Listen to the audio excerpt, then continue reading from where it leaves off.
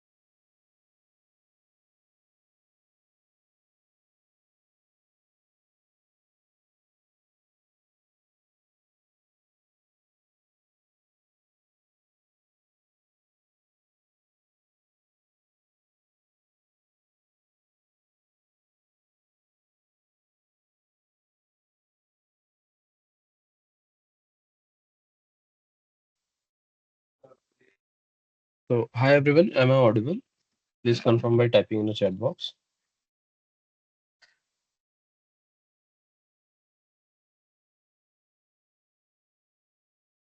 Great.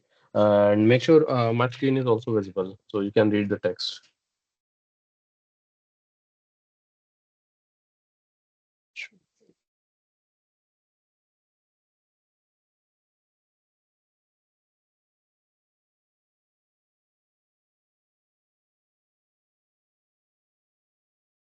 I'm Rupesh Kumar and welcome to tutorial session 7. Today's seventh session, and yeah, today is 6th September 2024, and these sessions are held every Friday, 6 to 8 p.m.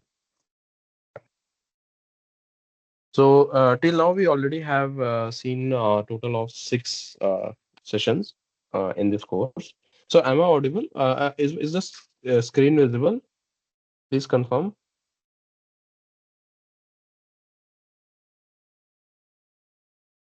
Great.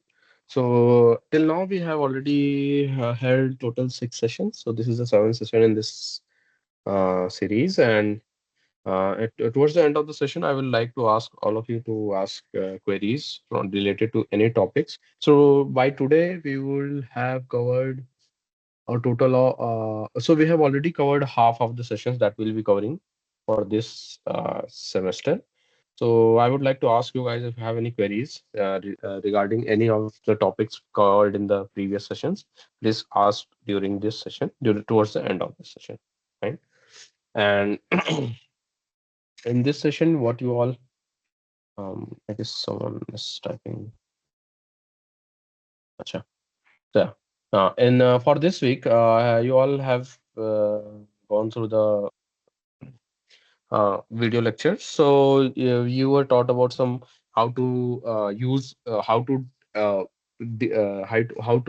design grid-based games using Python. So for example, you saw how to write a snakes and ladder program, a program for playing snakes and ladder game for two players. Then you saw how to traverse values, values in a grid, and finally, you saw some GPS operations from the GPL module. Today, we'll be covering some questions from these topics. So let's start. If you have any queries, just type in the chat box. Okay. So let's start with the first game. The chopper game, also known as Pachisi, involves a player moving their pieces around a crisscross shaped board based on the throw of a dice or cowrie shells. The objective is to reach the center of the board. The steps required to implement the game as given as below. So first, let us look at this diagram of this game. So this is how the game's board design looks like. So we have a goal state at the center. So mm, just 1 minute. Um, okay.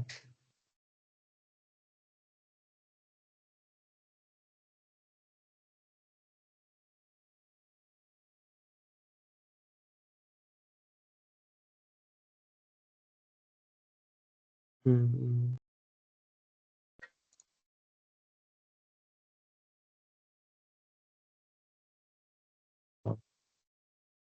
Right. So now it will be easier for you guys. Follow my mouse cursor. So you can see at the center. So are the updates visible to you all? I am changing pages. Is this visible to you? So, so what is being displayed on the screen right now? You are only seeing the board right now, or you are able to see the scrolled pages that I am scrolling right now. So currently there is no board on the screen. Acha, it's stuck. My sharing is stuck. Okay. Let me reshare it.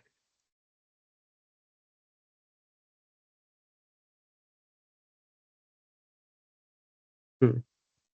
So now I guess screen sharing will be working. Should be working fine. So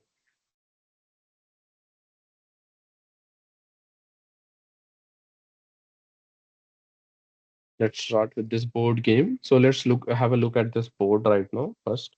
At the center, you can see it has an oval disc that says 24.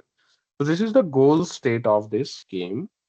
And you can see these four grids arranged in this in a plus fashion. So it makes a plus like this.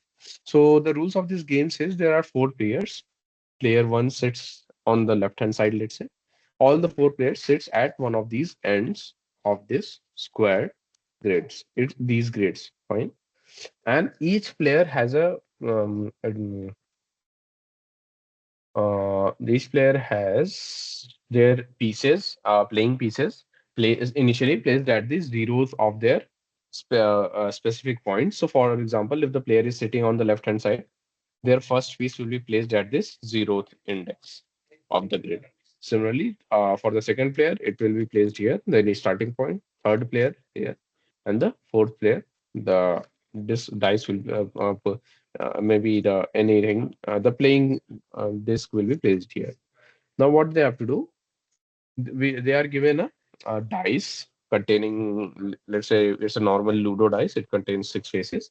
So they throw, player one starts the game and he or she throws the dice. Whatever number comes up, the player moves that number of moves with moves from the position zero to that number of positions that the dice shows. So let's say they come to position six. Then it's time for player one, player two, player three, and player four.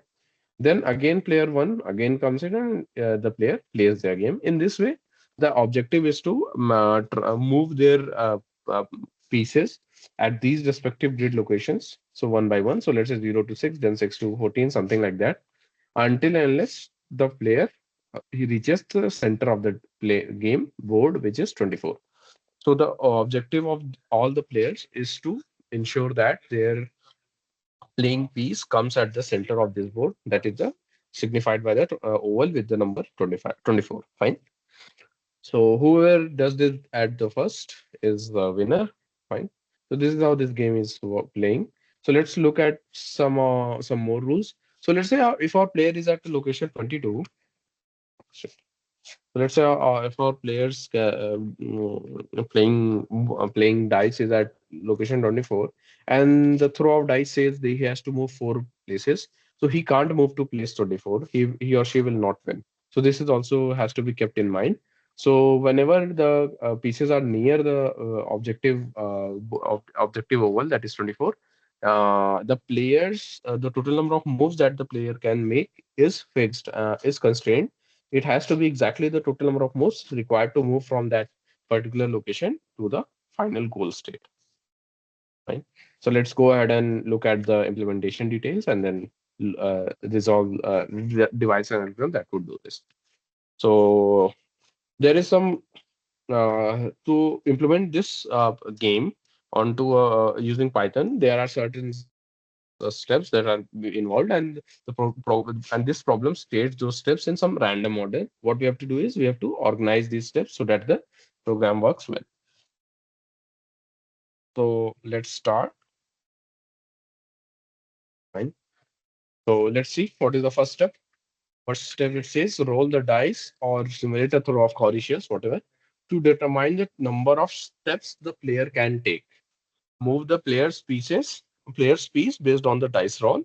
Check if the new position is within the board limits. If it is, proceed. Otherwise, stay at the current position. So this step says this steps ask a player to throw the dice and obtain the total number of positions he or she can move. Now, what they have to do, they have to check if the final position after moving the player's piece lies on the board grid. Then only the correct player can move. So let's say if the player is at location 23 and the dice throw of dice says that he has to move six positions, then 23 plus 6, which is 29, it does not lie on the playing grid, so the player cannot move. Whereas if it was one, then the player would have moved to the goal state 24 and they have won. Okay. So let's get to the step number two. Create a cross-set board with four arms, each having three columns of eight squares. Initialize the player's positions to be inside the board at position zero. Define the center of board as the goal, which is position 24. So yeah, this is the correct.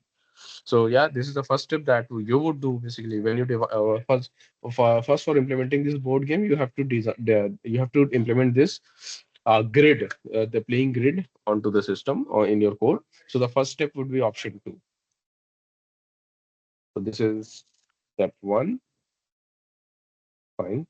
Then check if the player has reached or exceeded the center of the board position. If the player has reached the center, declare them winner. If not, proceed to the next player's turn. So this is something that the player does after throwing their dice. So when we check if the player has won or not, if the player has reached the final goal state or not, we check that after they throw their dice. If they have not reached the final state, then what we do?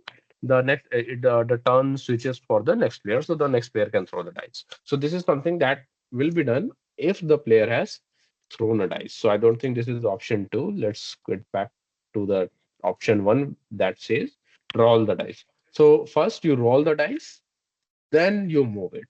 So this will be step two, right? Then the next player gets chances. So option three will be step three. So what is the correct order, everyone? It would be two, then one, then three. Let me write the answer.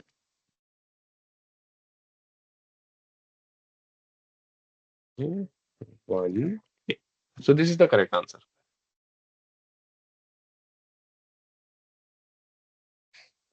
Anyone, do you have any doubts in this question? Please type in the chat box.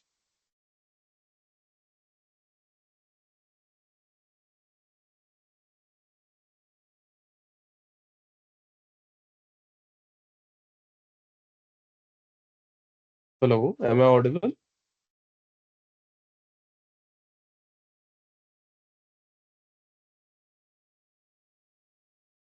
Great. So anyone, do you have any doubts in this question? Great. So let's move on to the next question. Given below is a simple algorithm for snake and ladder game. So I have every one of you have seen the snake and ladder game. Snake and ladder game. Let's open up some images and let's see. So the snake and ladder game is a board game that looks like this. So it contains a grid with numbers based on that grid. Fine. Hmm. So this is an example of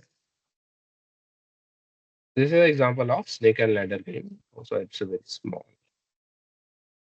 Uh, so, so this is what looks like a snake and ladder game. So it essentially consists of a grid having numbers from 1 to 100, and our order is cyclic. So basically, the first row starts with 1 and ends with 16. The second row again starts with 20, then and so on. Ends with 20. So it is moving in some this order zigzag pattern. So then there are ladders connecting different locations in the game. So let's say where you have a ladder at for grid one, then if the player's piece comes to grid one, then they can directly take the ladder and jump to the position grid location 38 here. Let's say if a player's piece falls onto the location 36, then what happens? The snakes eats their pieces, and the piece comes back to the position 6, which is directed by the snake's tail. So this is how this snake and ladder game is being played. So it starts with a few number of players. So let's say two players. Then what happens? The players roll the dice. If there a chance comes, if it says whatever number it comes after a six, then they start the game. Their goal is to reach the grid 100. The player that reaches the grid location 100 first is the winner. Is declared as the winner. Right? So let's look at the problem. So we are given some set of rules to write a program that simulates the snake and ladder game. So let's see what are these rules. So first one says create a board with positions numbered 1 to 100. Define the positions of snakes and ladders on the board. Each snake or ladder connects two positions. So that's fine. That's basically what is required at the first step itself. Then roll the dice to get a random number between 1 and 6. So we are basically considering a dice containing 6 pieces. And we'll be using random.randint function to generate this random number. Then move the player's piece forward by the number of obtained from the dice roll. So let's say if the dice roll says 1, the player's piece has to move to position 1. Then check if the new position contains the head of snake or the bottom of a ladder. If it does, move the player to the corresponding position as per the snake or ladder. Let's say if the dice says 1 and the player is at location 1, then you can see it is a starting of a ladder. So the player will go jump back to the position 38. Fine. Then what it says, check if the player has reached or exceeded position 100. If they have reached or exceeded 100, then the player is the winner. If not, proceed to the next player turns. Repeat the process for each player's turn until a player wins. So these are exactly the same steps that I explained earlier on how to play this game. So let's say we want to implement a variation of this game. We don't want to implement this game exactly. We don't want to play this game exactly. We want to introduce some variations to the game, and let's see how we can make changes to this existing algorithm to make the new game work. Okay, fine. So let's start. The first variation says if you are using an octahedral dice instead of normal dice, what has to be changed? So let's say instead of using a dice with six faces, you want to use a dice with eight faces. Then what we need to do? Can anyone tell me?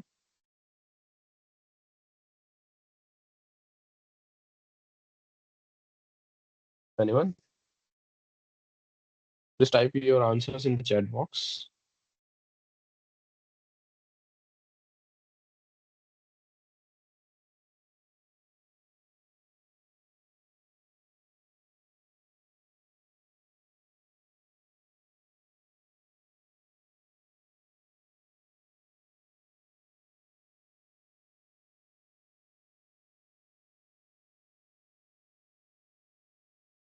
So step two will have a range of random numbers between 1 to 8 instead of 1 to 6 correctly.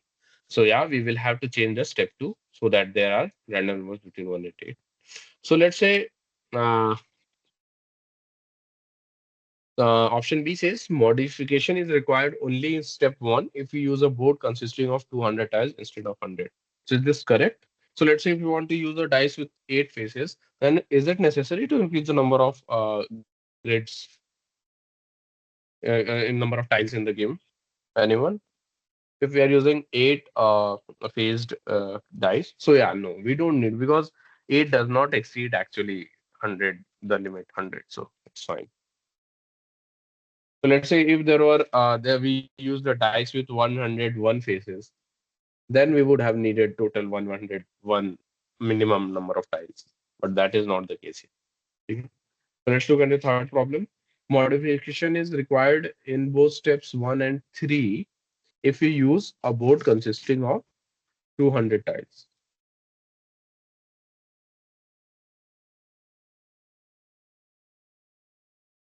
So, okay, so let's get back to the option B also. I basically misinterpreted this statement. So let's go back to this statement again. So let's see the option B. Modification is required only step one if we use a board consisting of 200 tiles instead of 100.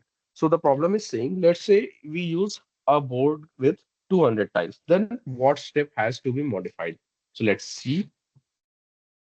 Step one says create a board with positions numbered 1 to 100. So definitely we have to change this to create a board with positions numbered from 1 to 200. So this has to be changed. So yeah. Then in step three, what we are doing, we are checking the winning situation of the player. What they have to do, they have to reach or exceed the position 100. So if there are 200 tiles, then it has to be made position 200. The player has to reach or exceed the position 200. So this also needs a change. So if the player, so yeah, option three, step three is also needs a modification. So option B is not correct. It says only step one is needed to be modified. So then option C is correct. So which of the following statements are correct? Everyone? Option C, A and C. Yeah, option C is correct. A and C are correct. Fine. Everyone? Did you understand the problem? Uh, do you have any doubts? Just type in the chat box.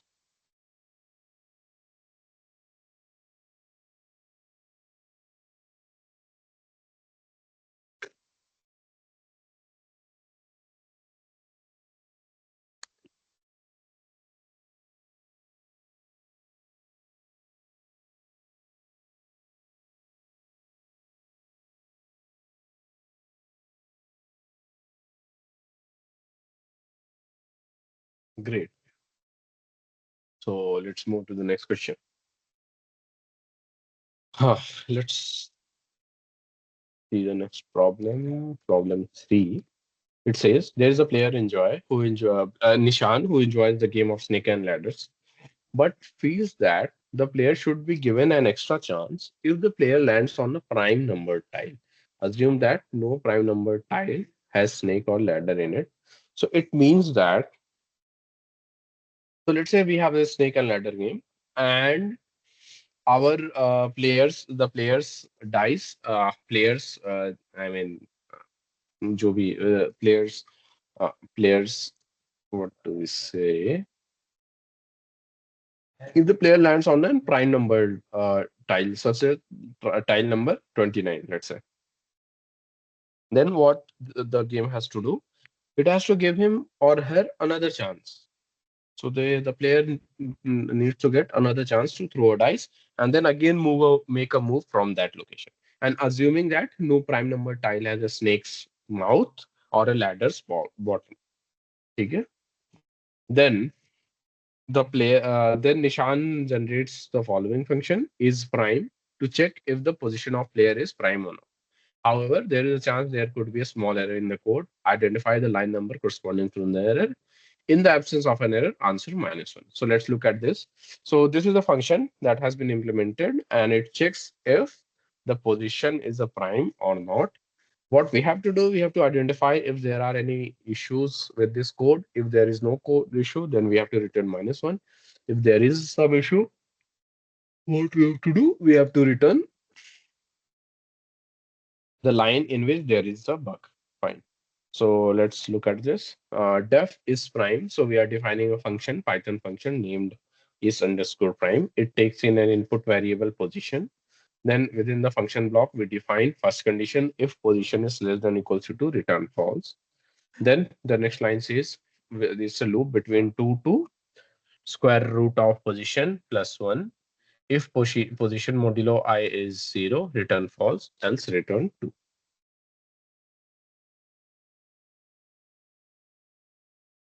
So everyone, are you familiar with these multiple return statements? How to use return statement in programs, different functions? What happens if there are multiple return statements in a function? So let's get to it.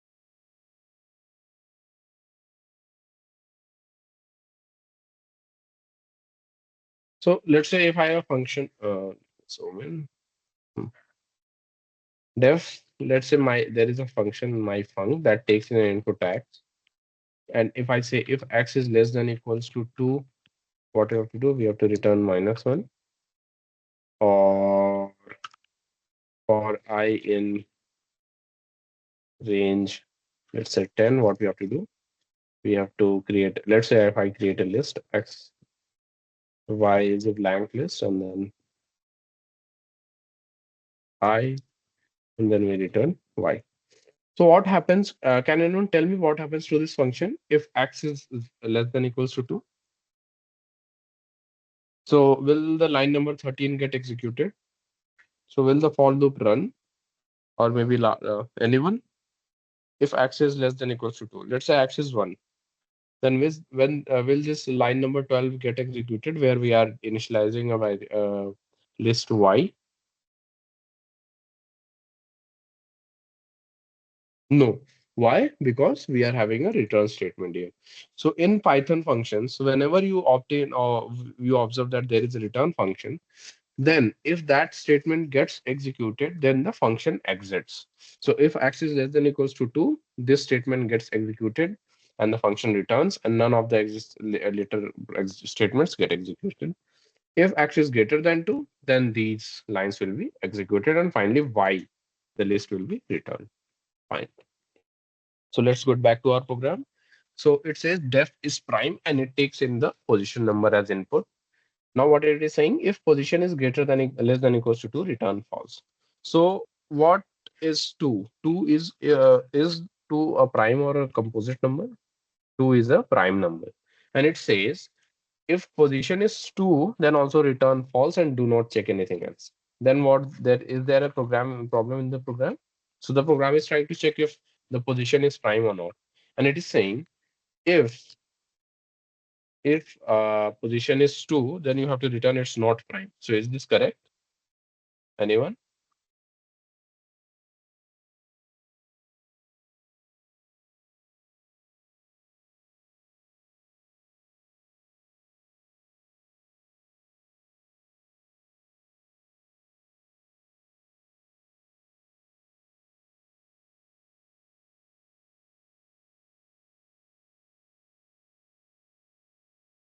Fine.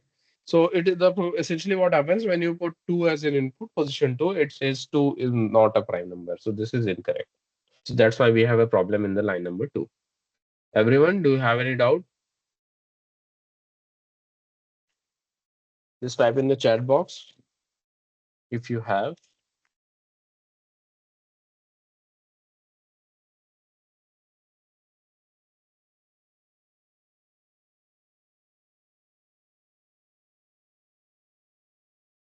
Hmm. So yeah, that's a good question. Are the next lines correct? So let's say this statement says if position is less than 2, then return false because we already know 1 is not a prime, neither a prime nor a composite number. Then what happens then? Will this program be correct? Anyone?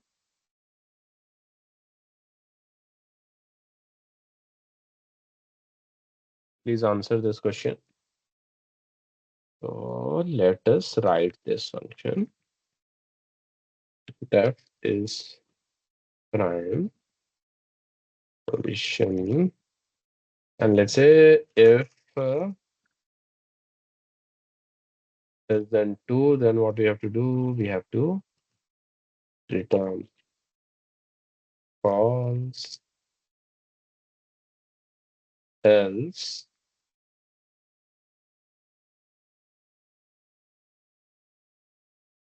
range 2 to that number square root. So let's say position raised to power 0.5, and we are taking integer because this range function expects input upper limit and lower limits to be integer.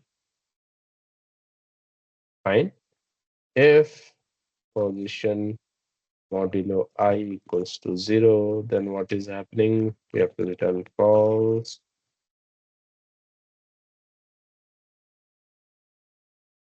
Finally, we have to return true. So everyone, let's say we have modified the program. We have removed the less than equals to 2 condition here from that line. So is this program correct? Can anyone tell me? Just by looking at the code, you just need to analyze for various cases and you will get to the answer.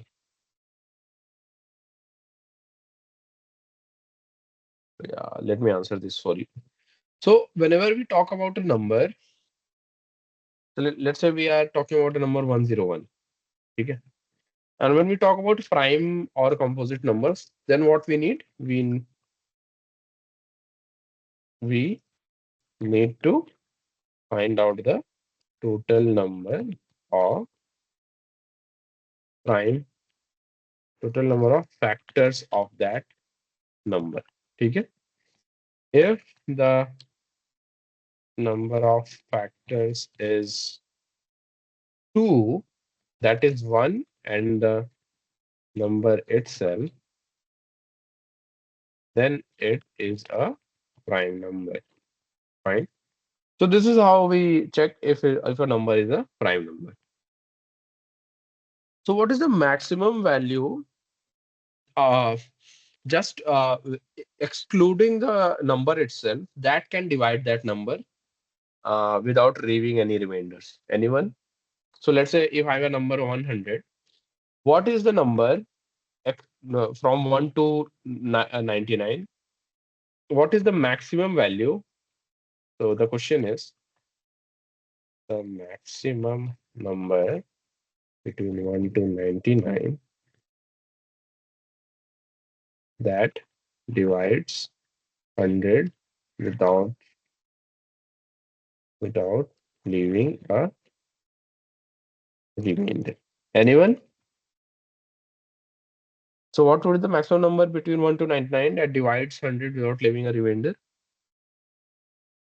So this is a very trivial problem. You know the answer to this. Anyone, please type in the chat box.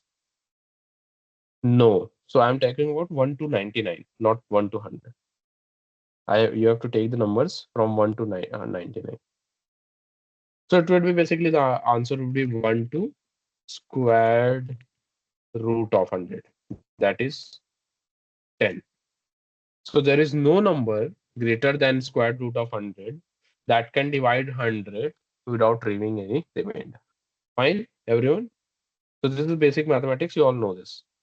Fine. So whenever we talk about number what is a factor? So basically, factor of a number is an integer that divides the number without leaving a remainder. Fine. That is what a factor means. Now we want to find the number that what is the subset that contains that property in the numbers integers from 1 to the number. The subset lies from 1 to square root of that number basically. So you can take plus 1. Fine. So these are the numbers that are capable of dividing the numbers. There is a possibility that they will be dividing the number without leaving any remainder. So let's get back to our program. So y plus 1. So this is because let's say if the square root, if you to do an integer, so it's a programmatic constraint that we put here plus 1. And why do we do this? When you use explicit typecasting to integer numbers, it takes the floor value of that number. So what is the floor value of 0.1? Let's say 1.1. It would be 1. Fine. So we are just taking plus 1 to be on the safer side. So one extra number so that there are no bugs in the code. That's it. Fine, everyone.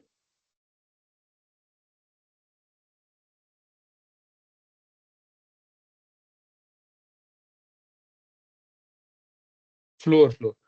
So, okay. So let me again say this. Why I'm talking about plus 1 in the program here? I'm talking about plus 1 in the program here because the range function assumes the upper limit to be 1 less than the given number. So if you are talking about square root of number, then it will run until only 1 to square root of number minus 1. So if you want to run the loop until 1 to square root of number, then what you need to do? Anyone? Then you have to add plus 1 here. So this is because of the programming constraints. So the range function assumes the upper limit to the number specified as our limit minus 1. Fine. So floor, it was floor, whatever I was talking about. Fine. So let's see what the program does. It is running a loop from 2 to the square root of number plus 1. So basically square root of number. If that number divides the number, then it is not a prime number. Else it is a prime. So yeah, the logic is correct. So if we correct the line number 2, the entire program will be correct. Fine. If we replace the less than equal to operator to less than operator in line 2, the program will be correct. Fine. Anyone, do you have any doubt in this program? Just type in the chat box.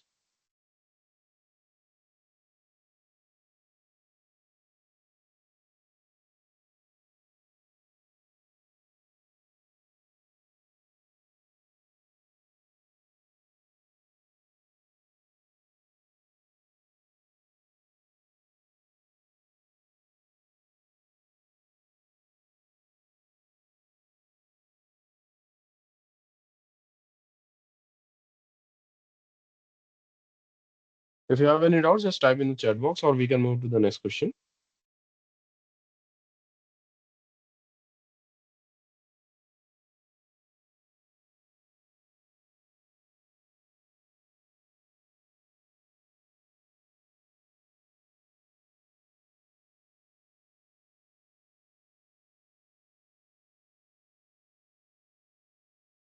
Okay, fine. So let's move on to the next question.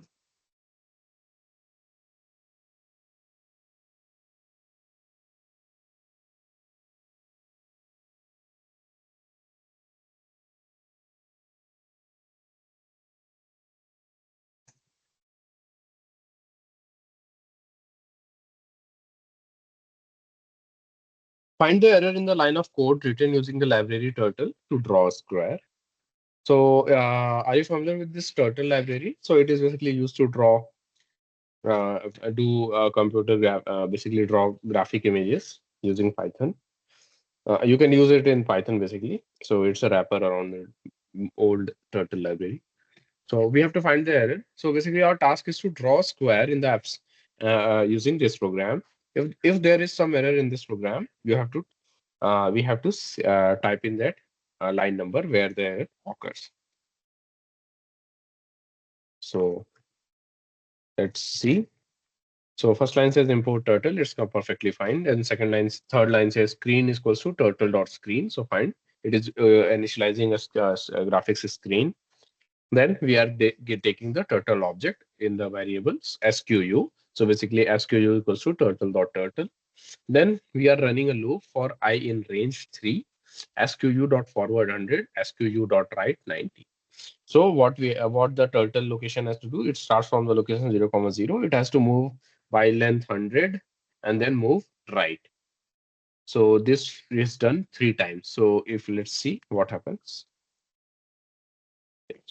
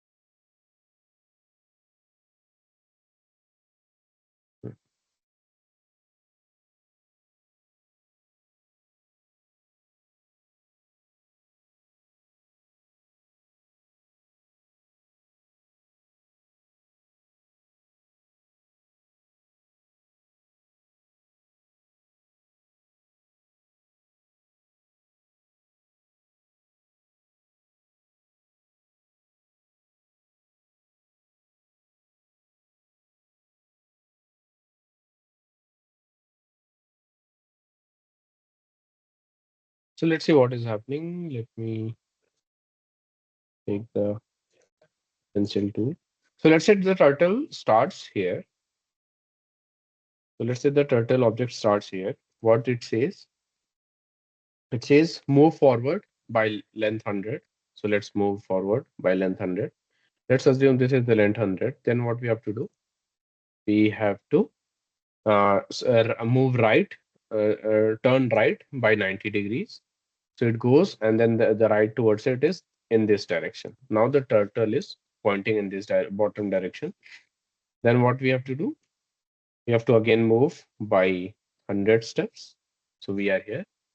Then again, the turtle moves right by 90 degree. So it moves there and again goes to 100 steps. So how many times it is being done? 3 times. So it will draw this figure. So this figure, then this, and then this. So is this a square? Anyone? So you can see this is not a perfect square. The loop would have to run one more time to make it a square.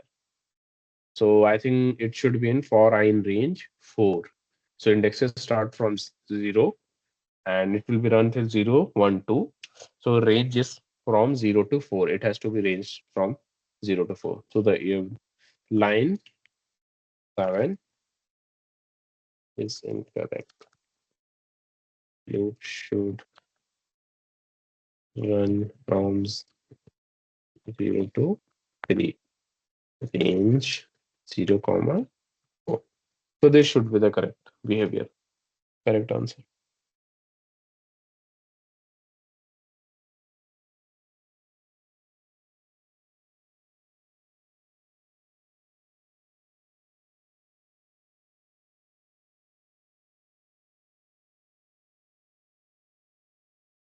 0, 1, 2, 3 will be 4.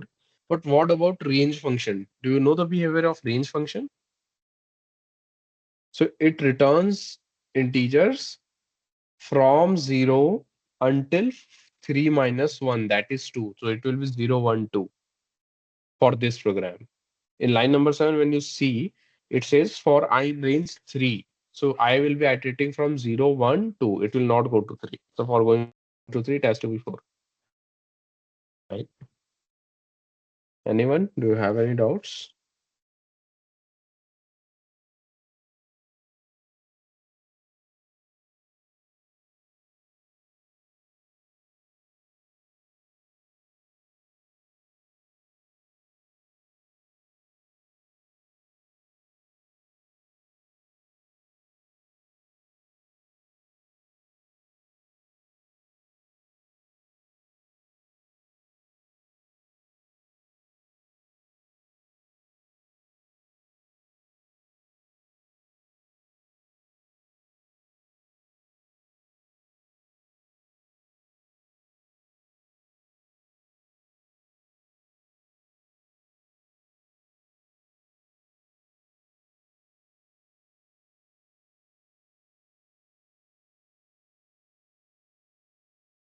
Fine, let's move on to the next question. So in the lectures, you already saw the spiral pattern matrices. The matrix can also be printed in many patterns and forms. In the snake pattern, the elements of the first row are first printed from left to right, and then the elements on the next row are printed from right to left, and so on. So this is the snake pattern. So this is the same pattern in which the tiles are arranged in the snake and ladders game. You can see. So first it goes from left to right, then right to left, then again left to right, then right to left, and so on. So this is the snake pattern. So what the program is saying. So let's the grid. So what will be the output for this traversal of this grid? It will be printing 15, 23, 8, 7, 9, 12, 5, 18, 89, 24, 28, 90. Fine. So let's look at the problem. A crucial step in the algorithm is to print the snake pattern. Algorithm to print the snake pattern is to check the row parity. So by row parity, what we mean? We mean row number divisible by 2. So whenever you divide any integer by 2, you get either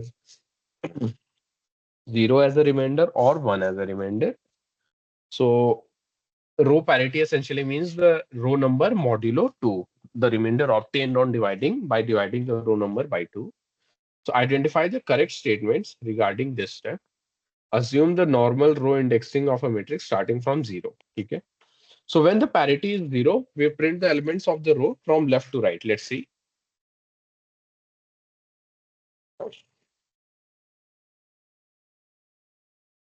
Hmm.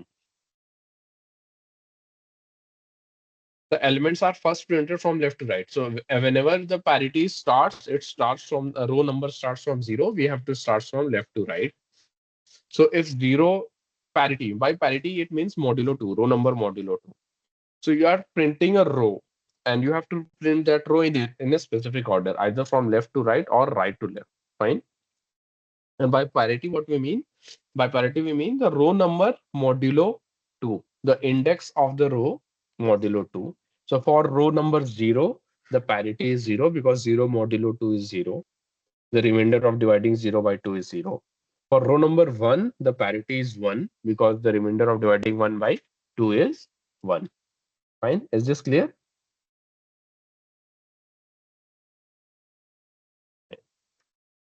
Fine. So now let's see what is the correct statement. So we have to start from left to right and then go on. So for 0, index 0, row number 0, we have to go from left to right. This means for parity 1, we should go from right to left in order to ensure that the printing pattern is the correct snake pattern. Fine.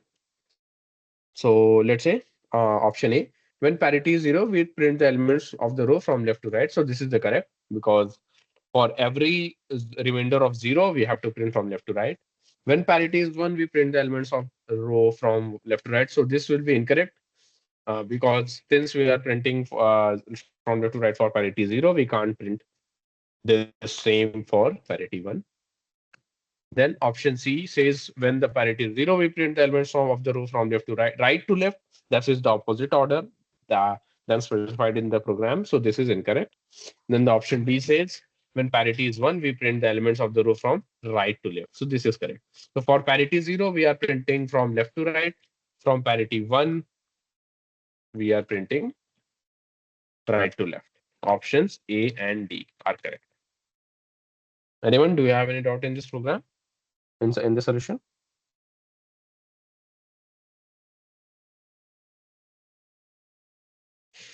Great.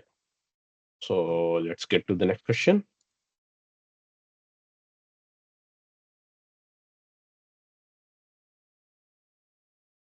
So if you have any doubt, please type in the chat box, and then we'll move to the next question.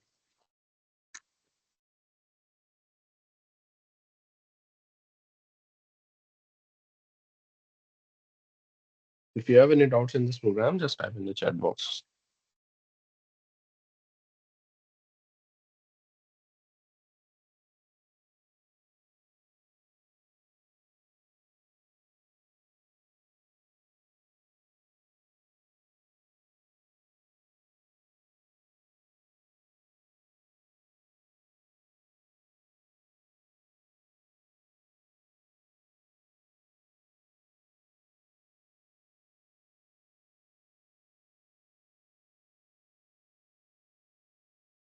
Fine, let's go to the next question. Which of these conditions guarantee that the element is a boundary element of a matrix of order m by n? Take I as the row index and j as the column index of the element to be checked. So let's talk about matrices again. So let me define a new. Okay. So let's talk about matrices.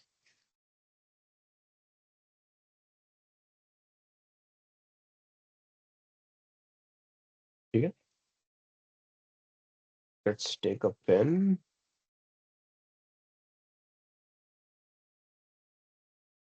So basically, what is a matrix? Matrix is a grid containing a grid of numbers, grid containing set of numbers.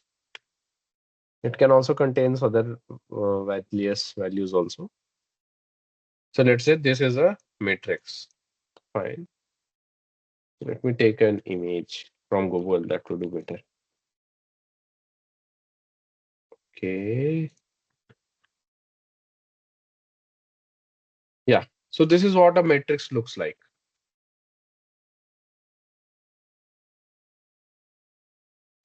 So this is an example of matrix A. The elements are A11, A12, A13, A21, A22, A33, A31, A32, A33. Fine. The each line specifies a row number for this matrix, and each horizontal row, each horizontal values along the horizontal line specifies the row. So this is row one, row two, row three.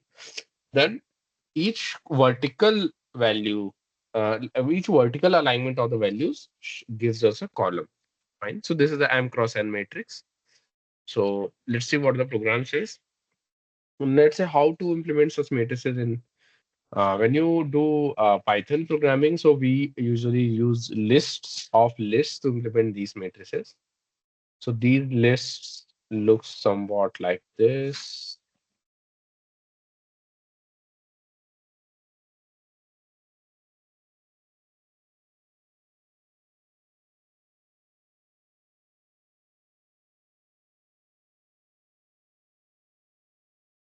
Okay. So the indexes start from zero. So this is the zeroth index, and I is the row number basically. So I goes like this, and J goes like this.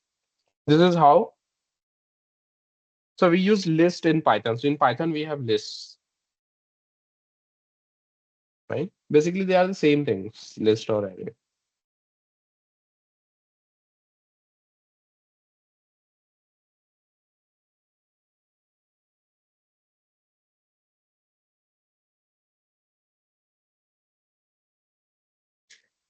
Fine. So the indexes start from zero. So what we have to do, we have to check if the matrix element is a boundary element or not of order m or n. So let's say for this matrix, this index would be n minus 1. So this is the maximum number of columns. And this index would be m minus 1. So total number of rows minus 1. So we want to identify the boundary cells of this matrix. So what would be that those cells? Those cells that do not have that have at least one of their uh, adjacent cells to be outside the matrix. So these are these basically these cells, then these cells, and these cells. So basically these cells basically have the ith index as 0, or their ith index as maximum number of rows minus 1, that is m minus 1. They have their jth index as 0, or they have their jth index as maximum number of columns minus 1, or n minus 1. So let's see the options. So I equals to 0, so that is correct. If I is 0, then these cells are boundary cells.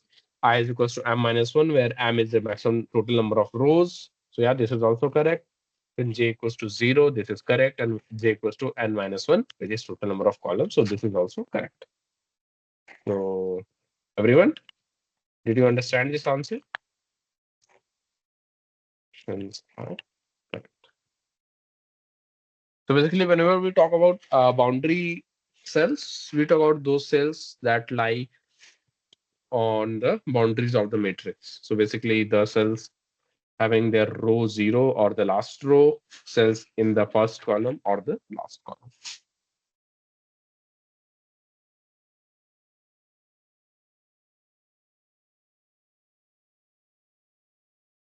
This PDF will be shared with you guys after the session.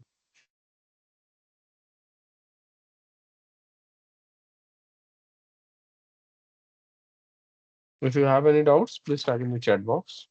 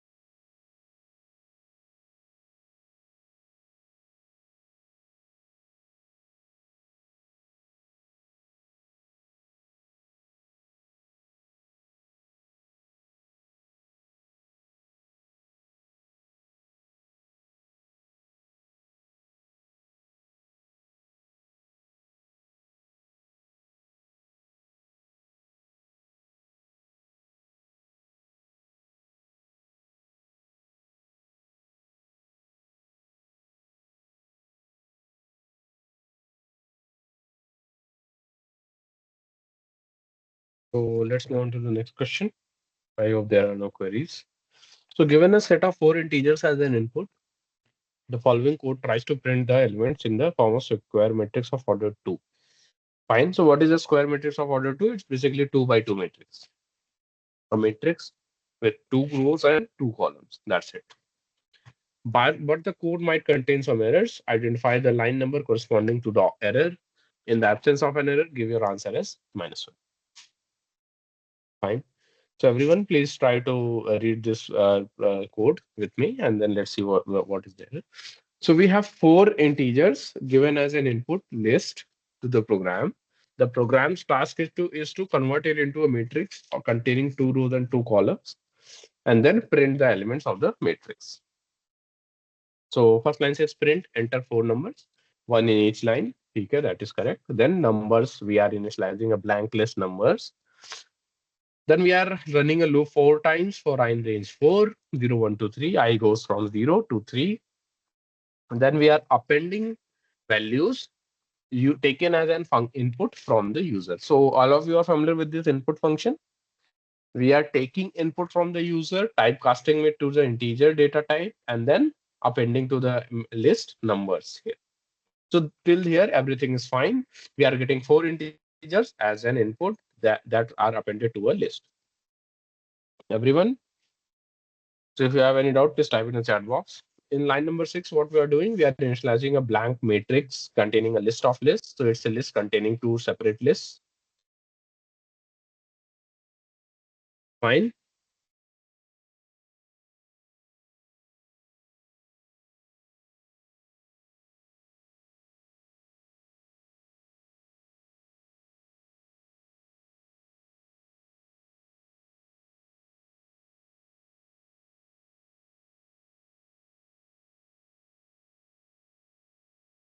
And then what we are doing in line number 7, as for the matrix 0. So matrix list 0, what we are doing,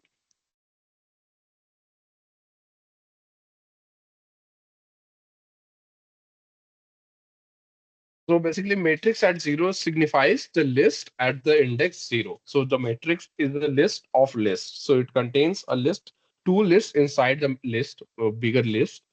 And for the list 0, we are initializing with the values. We are using the colon operator 2. So let's see what it's saying. So let's say we have a list numbers that contains the value 1, 2, 3, 4. Then can anyone tell me what is the value returned by this operation? Colon 2. Anyone? What would be this list look like? Can anyone tell me? Do you remember the colon operator that we saw in the earlier lectures, earlier tutorial sessions? Correct. So it will be returning the values from the index 0 to index 1. So that is 1, 2. Then what would the values numbers at 2 till the end? It would be 3, 4. So basically, this is the value that is getting stored at the matrix 0. And this is the list that is getting stored at the matrix 1. So now what we are doing, so till line number 8, everything is fine. We have converted the list into a matrix. Now for each row in the matrix, for each element in the row, we are simply printing the element and ending the line with a space. For after printing each row, we are changing a line by calling the function print. So everyone, are you familiar with the syntax? Print element, comma, and equals to. Everyone, do you know the syntax? Or do you know the function print, how it works?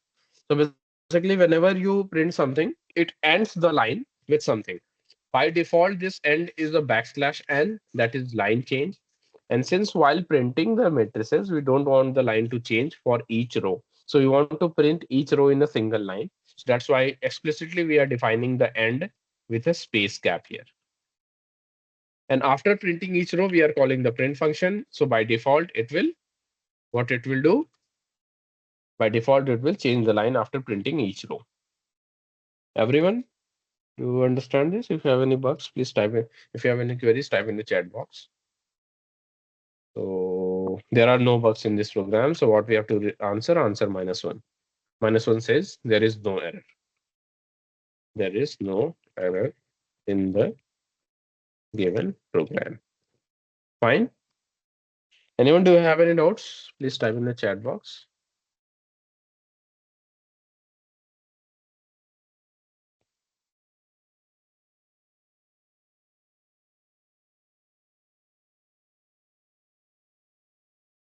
Great. If you have, let's wait for 2 more minutes. If anyone has any doubts, please type in the chat box.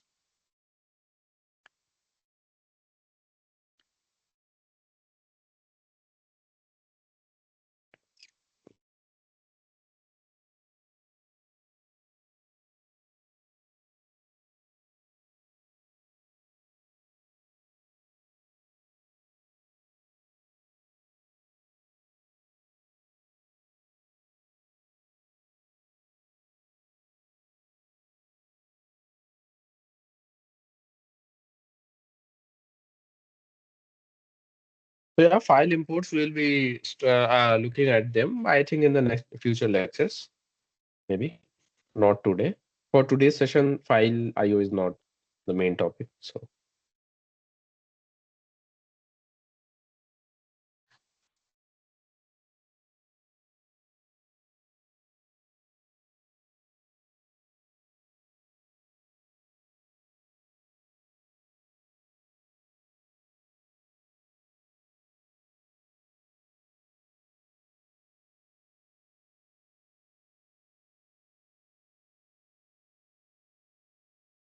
okay, so you are saying CSV file import is there. So yeah, I will just give an example at towards the end of this session. So if you have any doubts, so after I have finished with my programs, I will ask you guys for doubts. Then you can ask such questions.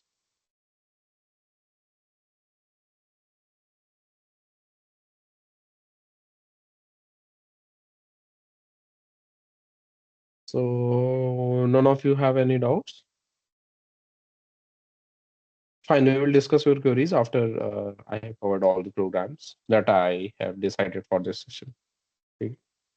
Anyone, do you have any doubts regarding this question? Question number 7? I guess no one. So let's move on to the question number 8. So how can you write data to a CSV file using CSV module? Anyone?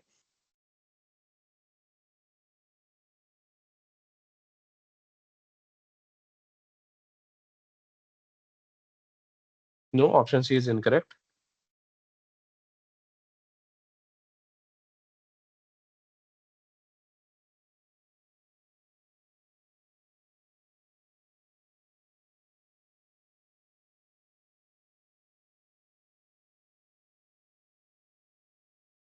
So basically, for reading and writing CSV files, we have writer and reader modules. So basically, option B is correct. CSV.writer. Fine. Let's on to the question number 9. Let's see what it's saying. So, and which object is commonly used for reading rows from a CSV file in Python? Anyone?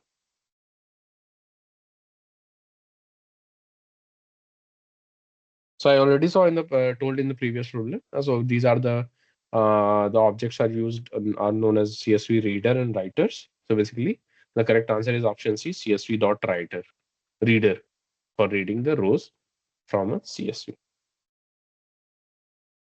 Fine.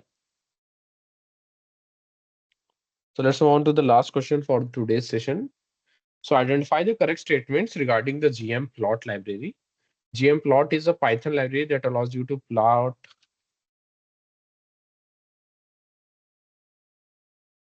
1 minute. Option C. That allows you to plot data on Google Maps. The syntax for so yeah, that's correct. It's a Python library that allows you to plot data on Google Maps. The syntax for creating a base map with gmplot is gmplot.googlemap plotter, and it takes in input. The input arguments are latitude, longitude, and zoom value. So yes, this statement is also correct. So let's see which option is correct. Option C is correct. Answer option C. Both 1 and 2 are correct. Fine. Anyone, do you have any doubts regarding these problems? If you have, please type in the chat box. If you don't have, then I will take a few more programming problems from the previous sessions and then your queries.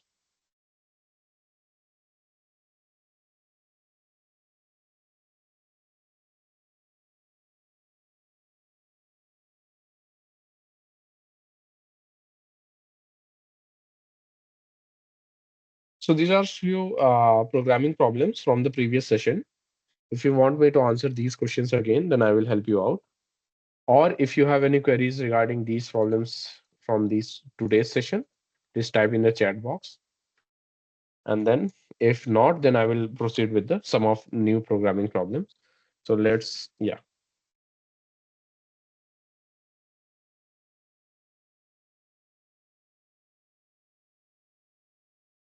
So let's take a break for a few minutes and then we'll resume.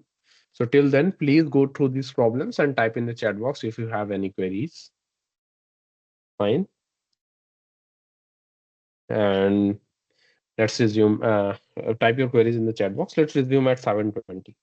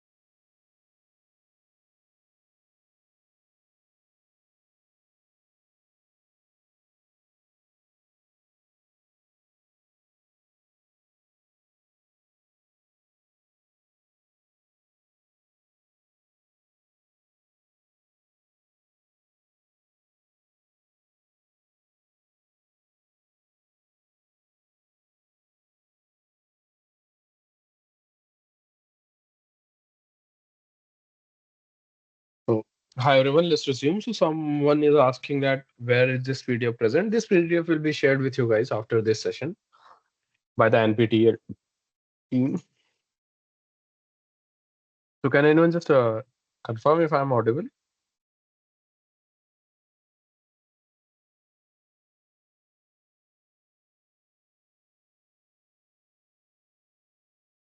Great. So let's go back to some of the programming problems from the previous session. So anyone, do you have any doubt in these programs? Write a program to check whether a string is palindrome or not. Find GCD of two numbers using recursion. Anyone, do you have any doubt in this program?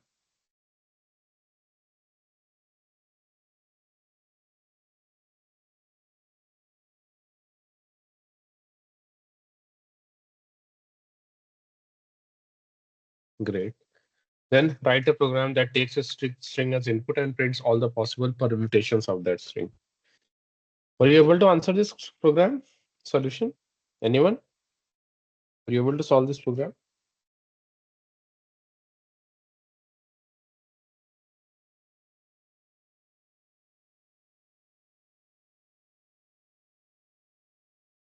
So do you want me to solve this program right now? Anyone?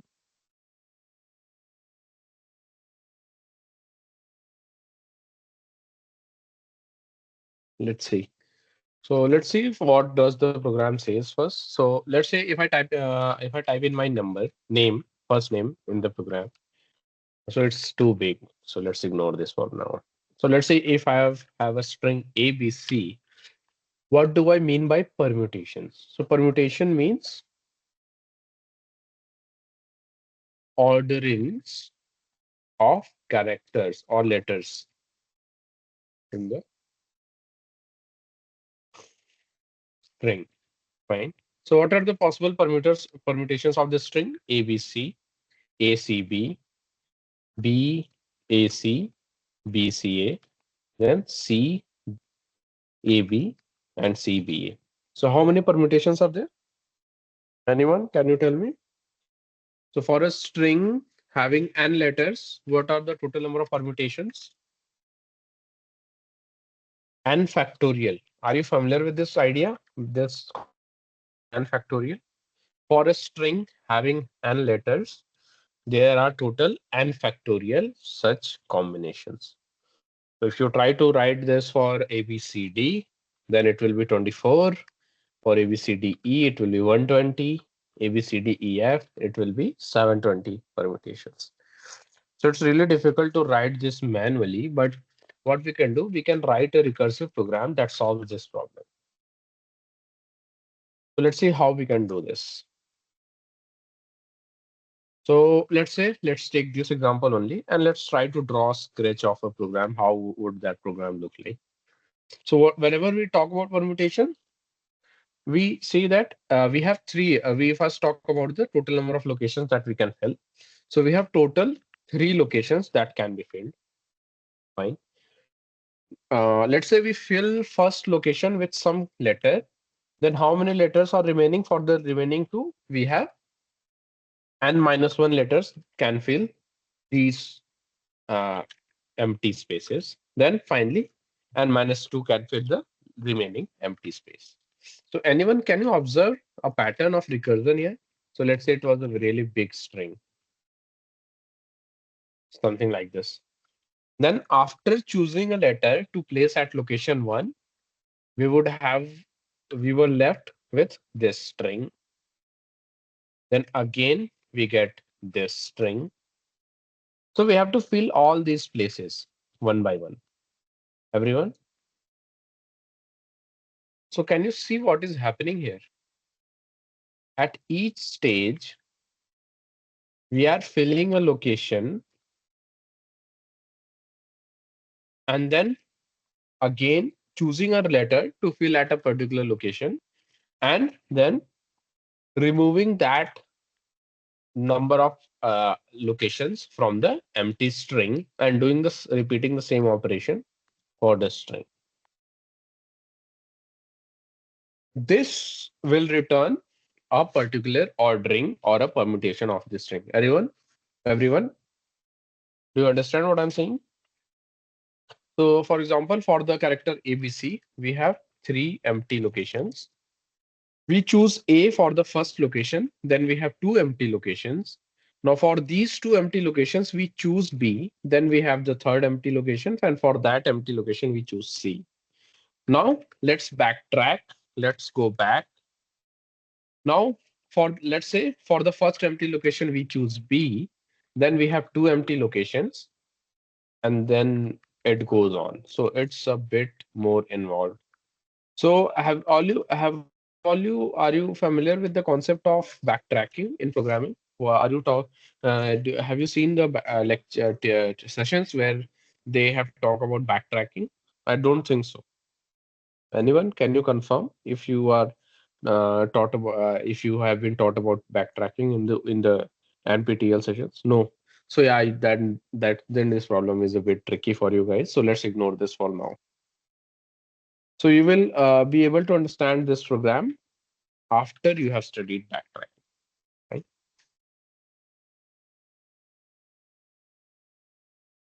So let's get to a simpler problem that you can solve at this level right now. So you are given a sorted list. Your task is to find the first occurrence of a number in the list. And note that the numbers in the sequence may be repeated. So let's see. Let's say we have a ordered list like this.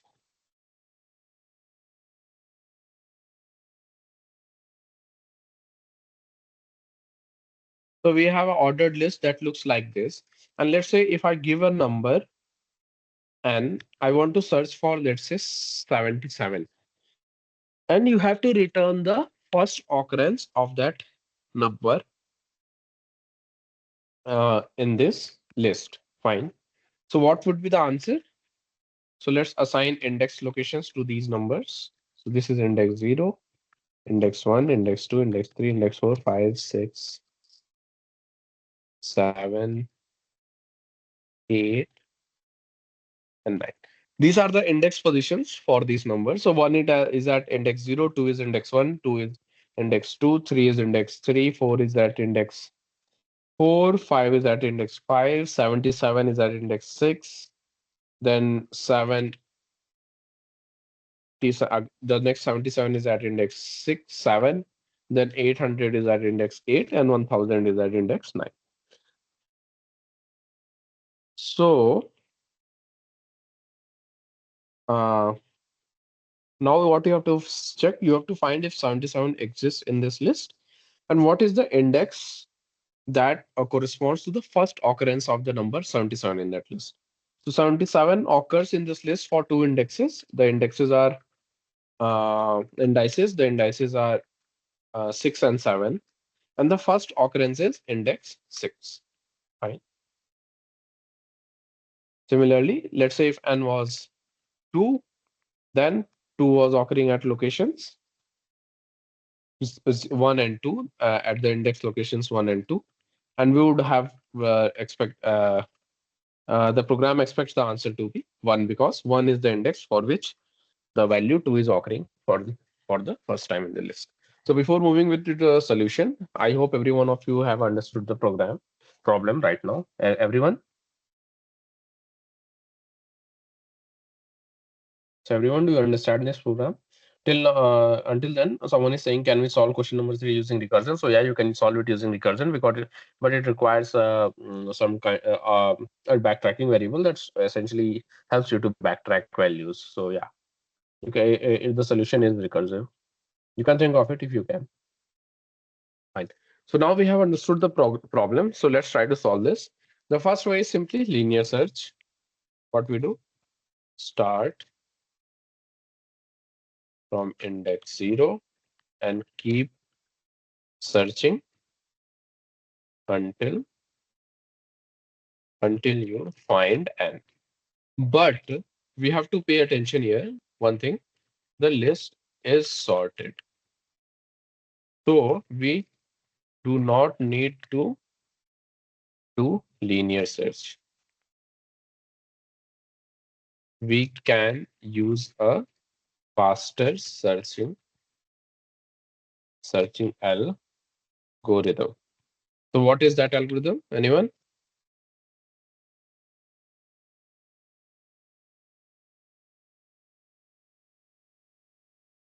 binary search. If you are given a list that is sorted and then you want to do some searching operation over that list, you definitely need to use binary search because binary search is faster. So let's see how to do that. So what we do, what is the algorithm looks like?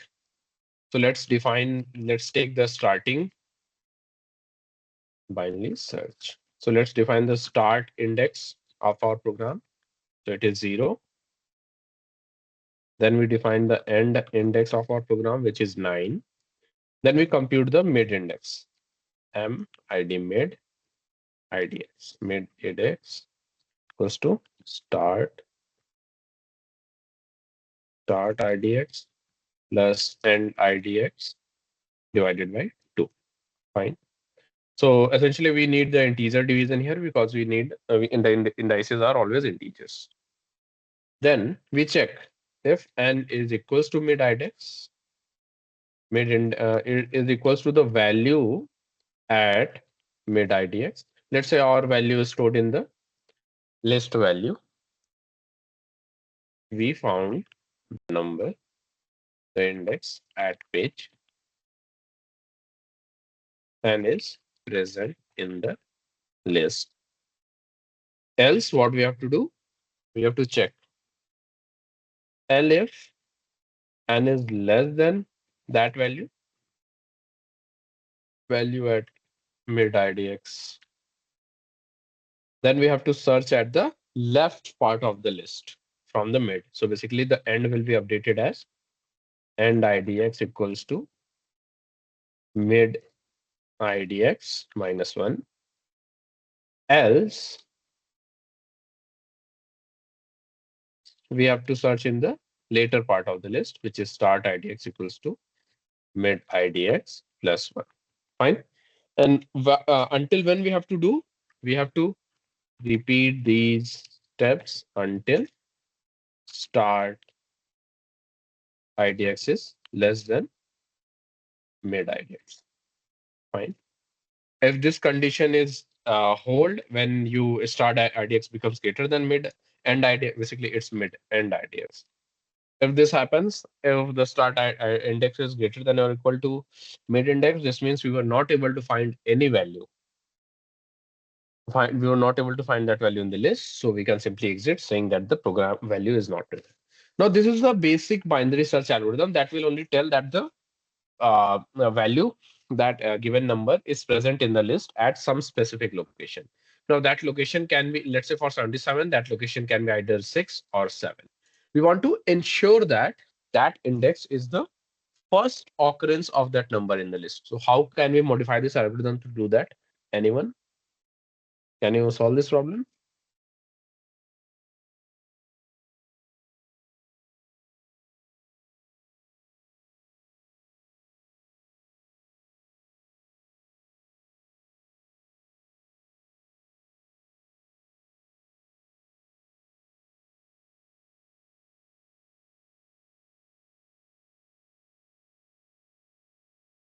So what will be the answer? How to do this? How to ensure that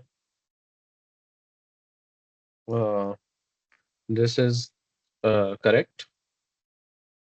I mean, how to ensure that um, um, uh, that we get the first index the from the left hand side in the list. So please type in the chat box if you know the algorithm or if you can think of something.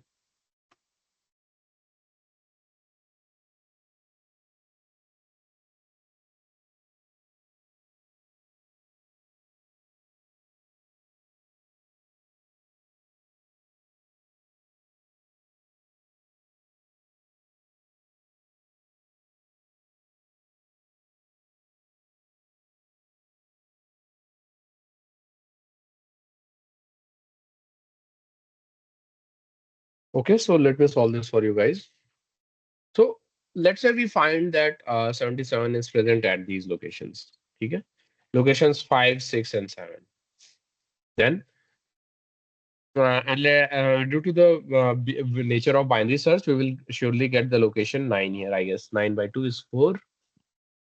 Then 4 plus 5 plus 9 by 2, 7. So we will get the answer 7 here for this program. Fine. But we want the answer to be 5. How to ensure that? We have to ensure it like this. If we found it, then you loop while value at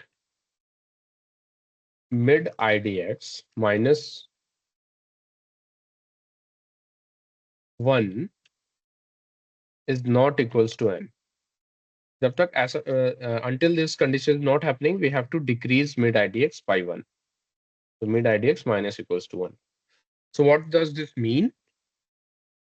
And then finally, what we have to do? Return mid idx. Simply.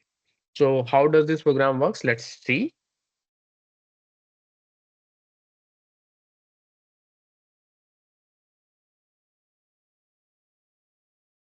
Is equals to n. So basically, until the existing previous value is equals to n, we have to keep reducing the index until we get to the starting point. If this condition does not hold, then do not decrease mid index. Fine. So let's see what is happening here. Let's say we reach the index 7 here.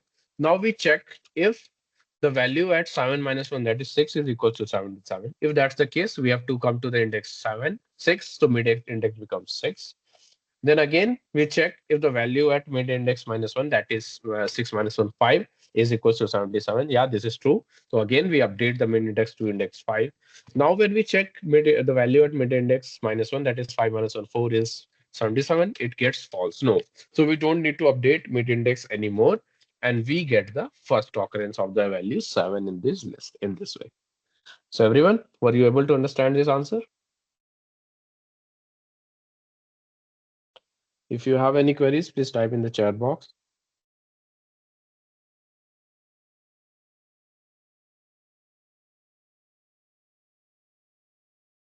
Everyone, please type in the chat box if you have any queries related regarding this program.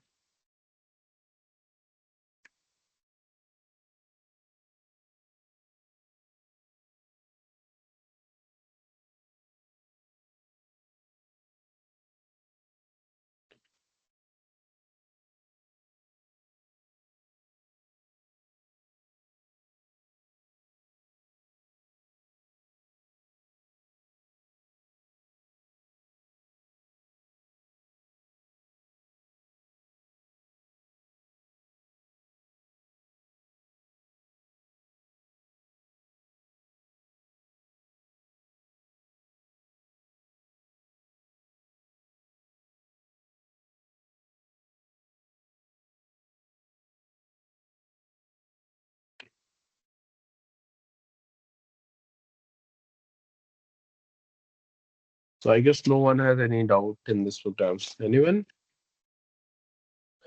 So let me take the query from one student who was saying they were having issues in path, giving the path to the file store. So what was the issue? Can you tell me?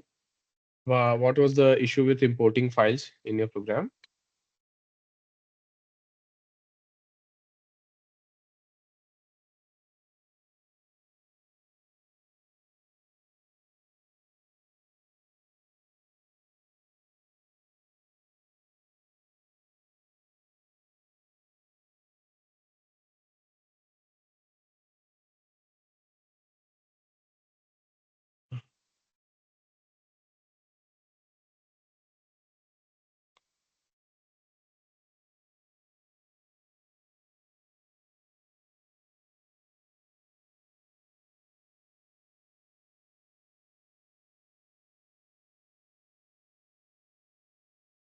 So let me give you an example of this, maybe how to do this. So first, if you want to do CSV IO, first what you have to do, let's create a CSV file, some file, let's say we call it data.csv. Let's enter the values to this file. So let's say our CSV values contain the matrix. So 1, 2, 3, 4, 5, 6. That's it. The delimiter is that value. So let's import CSV. Import CSV. So let's do this in the interactive Python. So let's import the module, import CSV. Then what we have to do with open, what is the file name? Data.csv. So we specify the file name. Then we specify the mode in which we are trying to open this file. We are trying to read this file. So we specify R, which is read mode. Now what we have to do? We have to define a CSV reader. So let's call it data reader. And it is basically csv.reader object. Okay, let's create a csv.reader object. Call it the pass in the file object, which is file name. Then pass the delimiter, so which is the space for our program. Fine. Now what we need to do? We can simply print these rows. So for row in data reader, print row, comma, and so basically we are reading the matrix row by row, and we are printing the matrix. After writing a row, we have to change the line. So basically, yeah, we don't need to end anything. Yeah. So this is how you read a CSV file using Python CSV. Okay, though it is saying there is some issue. Let's see. Fine.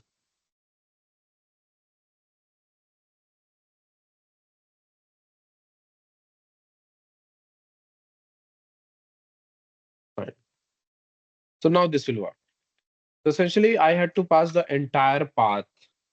So now we are in the correct path, and you can see now it's printing the values 1, 2, 3, 4, 5, 6.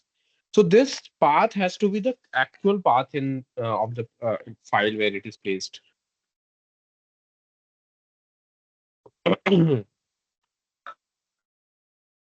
So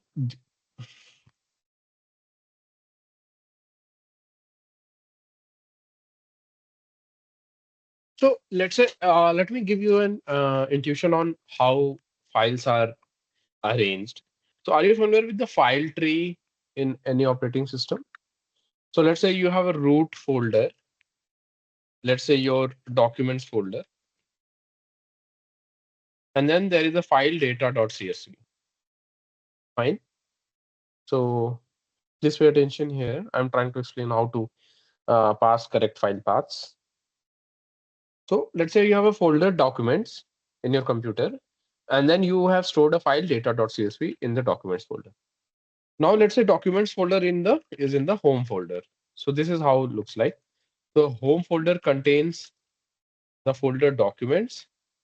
That documents folder contains the file data.csv. Okay. This is how it looks like. Now let's say home folder contains your program also. So program.py. And your program is trying to read the file data.csv. Fine. So how you will be passing the path to this file data.csv?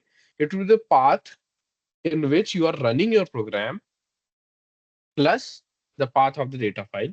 So for the file program.py, the path to CSV file it would be a string like this. So for it, the data is stored in the folder documents /data.csv.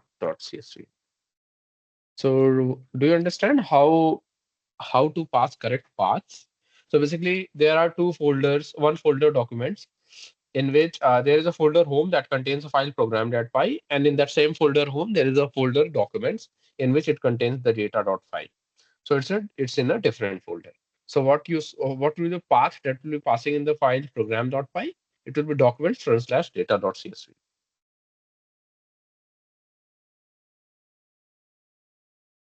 So you have to pass it in the correct path. That's it.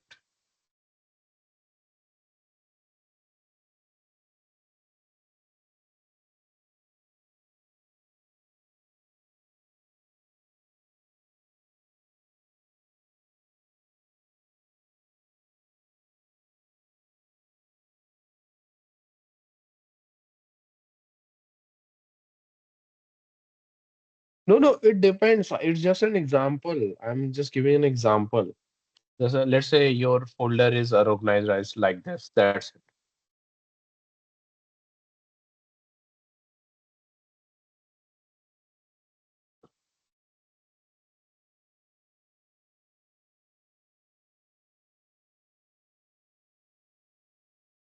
So the path has to be a correct path.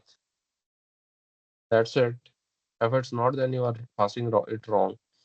And I believe in Windows. So practically documents folder data.csv is not in the same folder, no? It's in the folder documents here. The other issue can be like in Windows, there is an issue with paths. You can't use front slashes or so. That I have observed. I'm not sure if that is the case with you. Program is in different folder. Program is in the home folder, and data is in documents folder. You can see here also.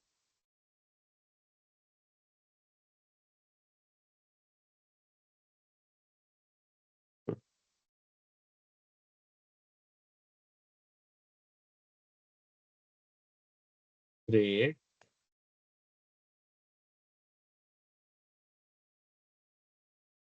So yeah, everyone, if you have any doubts, please type in the chat box. I am still here.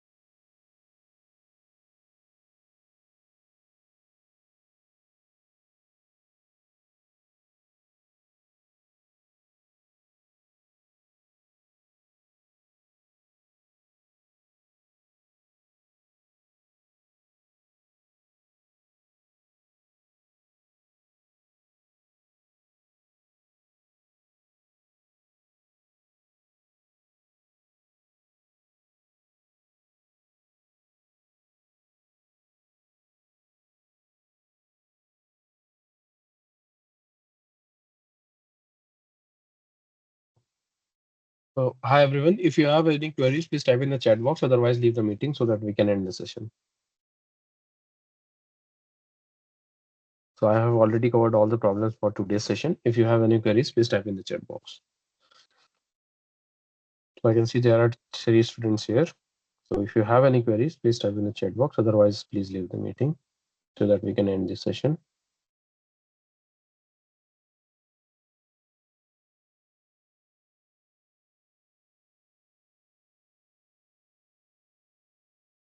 Great. Thanks.